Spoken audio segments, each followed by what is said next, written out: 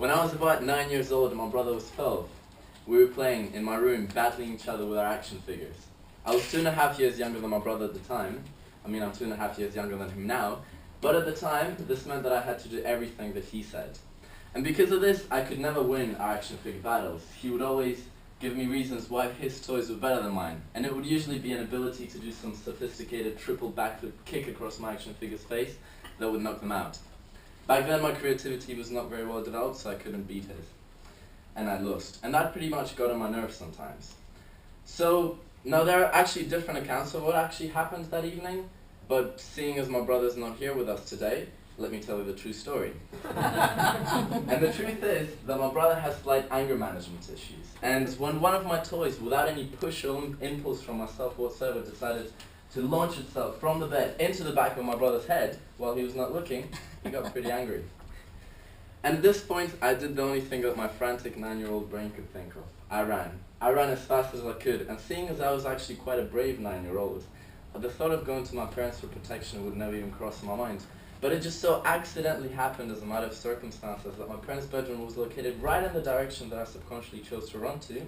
Next moment, I found myself standing behind my mother with a big smile spanning across my face as I watched my father beat my brother's ass for bullying their kind, lovely younger angel of a son.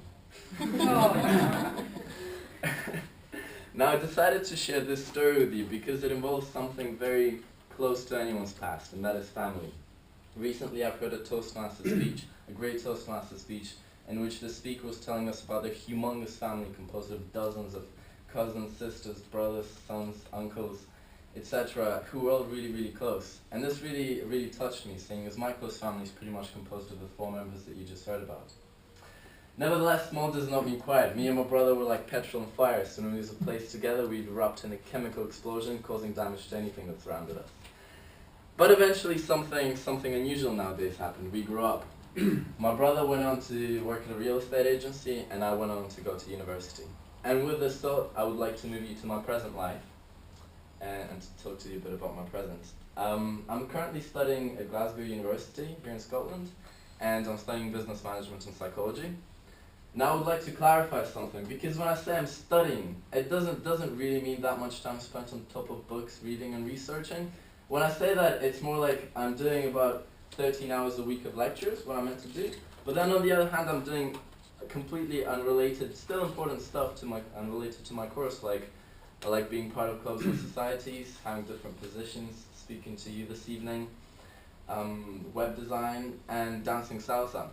In fact, this last one has become a bit of a passion. And you know how they say that an image is worth 1,000,000 words? Seeing as tonight I don't really have 1,000,000 words, I would much rather leave you with an image. And to do so, I will randomly pick one lady from the audience to help me out. Now please don't be worried if you get picked. This is the sort of stuff that you don't really need to know how to do to be able to do it. But I will pick one of you, and I hope you'll be okay if you come up. So could I ask? I'll probably ask one of the guests. And Katerina, would you do me the honor?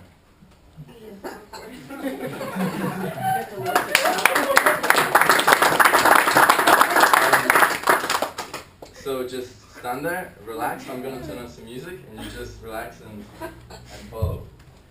You can do that.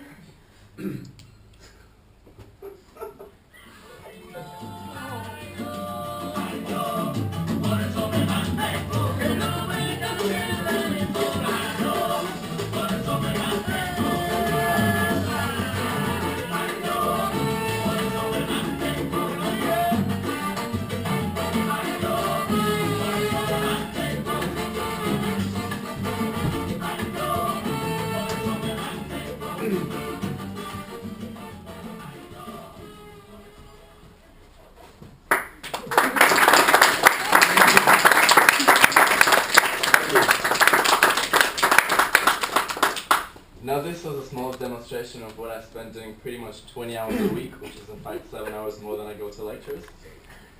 And leaving you with that image, I'd like to move you to the realm of my future and tell you a bit about that. In fact, I'll be telling you about 3 things from my future. You know how they say the past is history and the future is a mystery? I tend to agree with that to a certain extent, because there are a few things from my future that I'm pretty certain about, 3 of which I'll tell you about now.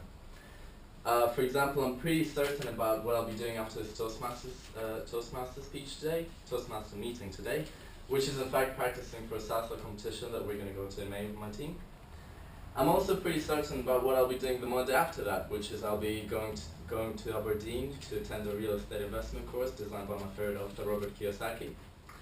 Furthermore, another thing which I'm pretty certain about is what I'll be doing this summer, which is I'll be going to the United States on a sales and management internship, where I'll get the chance to be selling educational tools to tons of families, at the same time as I'll be meeting tons of parents, moms, fathers, and their kids. Now, ending my speech with this, I would like to mention something. I'd like to mention.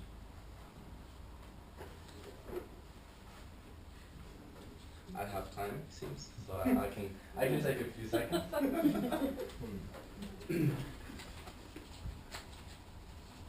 Great. Ending with this thought, I will finish my speech, but before that, I would like to thank a lot Katerina for helping me out here. She is in fact a good dear friend of mine here at Glasgow. She didn't learn how to dance in 2 seconds. So thank you a lot for coming over. And I'd like to thank a couple of my friends, Natalie, Laura and Katerina, for coming over tonight. And of course, thank you all for being such a great audience, and have a good night.